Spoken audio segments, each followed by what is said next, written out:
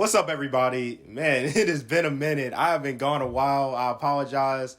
Due to vacation and some technical difficulties, I've been gone for this past week, but I'm back now, and there's no better way to be back on camera talking to you guys than getting into scripture.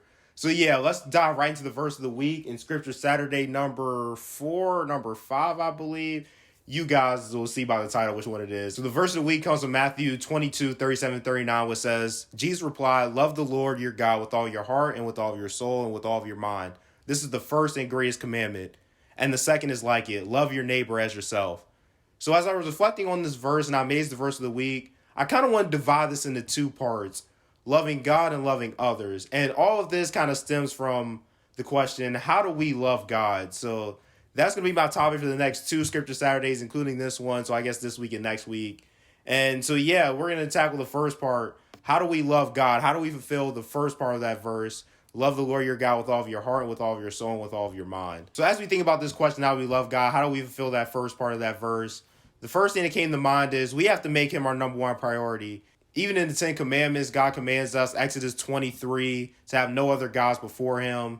And that can just go beyond our idea of a God. And that can just go beyond even material things like, I don't know, just like TV or entertainment or food or whatever it is.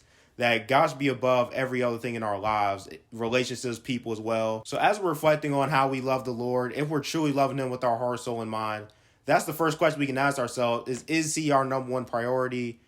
Is he above everything in our lives? Yeah, also, even branching off of that, Matthew 16:25 says, "For whoever wants to save their life will lose it, but whoever loses their life for me will find it." So are we truly willing to give up even our lives? Are we truly willing to sacrifice everything, even our lives, for the gospel, for the Lord, for his purpose? So yeah, that's another question we can ask ourselves is how much are we willing to sacrifice, as well as is he our number one priority? So my second point in this video is we have to obey the Lord, and we love him by obeying his commands. John 14:15 says, where Jesus literally says, "You love me, keep my commandments." So yes, as simple as that. And even when you think about your relationship with your parents, and yes, there is fear of discipline too, and as we should fear the Lord, but also we obey our parents because we love them, right? So it's kind of the same thing here. And also to add, to obey his commands, we have to know his commands, which is why being in scripture is so important.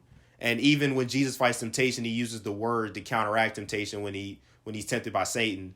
So we have to know his word and obey it. So yeah, that actually brings me to my last point. We love the Lord by spending time with him, prayer, reading the word, worshiping him. And I used the parent example earlier, but the same thing kind of applies here. You can't really love somebody you don't spend time with. So you think of loving the Lord with all of our heart, soul, and mind.